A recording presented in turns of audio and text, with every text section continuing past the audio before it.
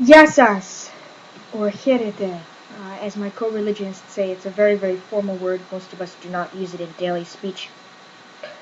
But anyway, um, I figured that since my first video on Hellenic Polytheism was so popular and it spawned so much conversation and comments and debates and friendship, I would make another one.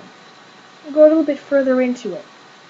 Um, Now, keep in mind that these religious videos, unless otherwise stated, are about me. In other words, they're my feelings, they're my beliefs. I am not speaking on behalf of the entire Hellenic polytheistic community. So just because I do something some way doesn't mean that others do it that way. And if you saw my original video, you understand what I mean. That said, let me just tell you a little bit about how I got into the religion now, because I've had a lot of people ask me that.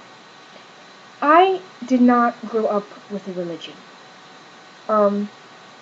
My family in name is Roman Catholic, but they never went to church or anything like that.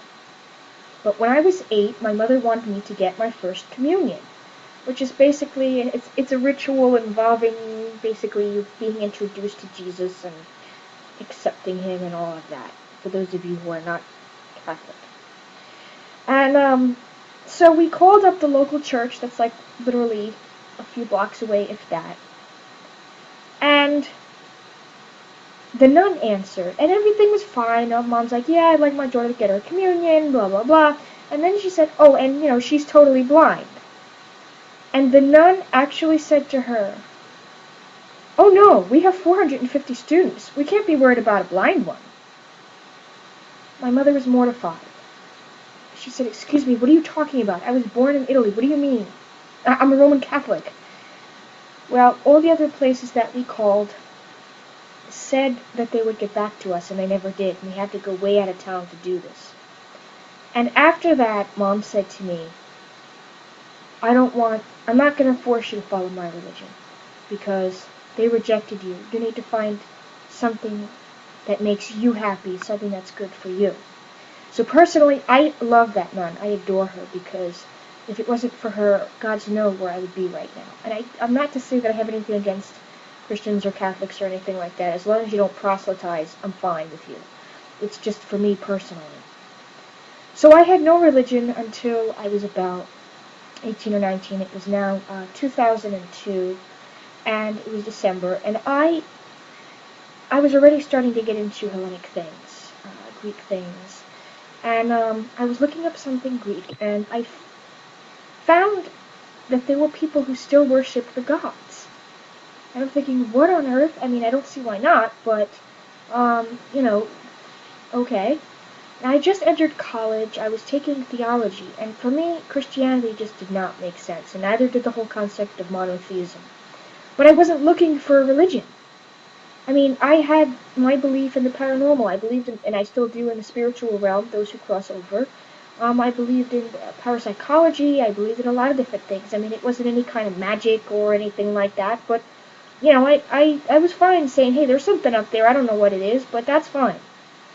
But, by February of 2003, I had decided that this was the path for me. It was calling to me, and I felt that I needed to answer it. And the first goddess with whom I had any kind of bond was Athena. Athena was, I'd actually heard about her as a child through a Roman myth about Arachne. And I remembered it, and I just felt very drawn to her. This was during the time of my, I can't say convergence, but joining the religion. I was very scholarly. I was, like I said, I was in college. I wanted to learn. I wanted to do my best. And so Athena really helped to bring that out in me. And I'll never forget the first thing that my co-religionists said when I told them my story. They said, do you really think the gods care if you're blind? And I will never forget that as long as I live. That was just the most beautiful thing. And over the years, now it's been about 7 years, and I've just found a lot of happiness with the gods, and I've grown very, very close to Hermes, who is, among other things, many other things, the god of the underworld, and he deals with the spiritual realm. and also eloquence, the way that you speak, your, bringing you luck and a lot of other things. And he's just pretty much, my main, I'm very close to him.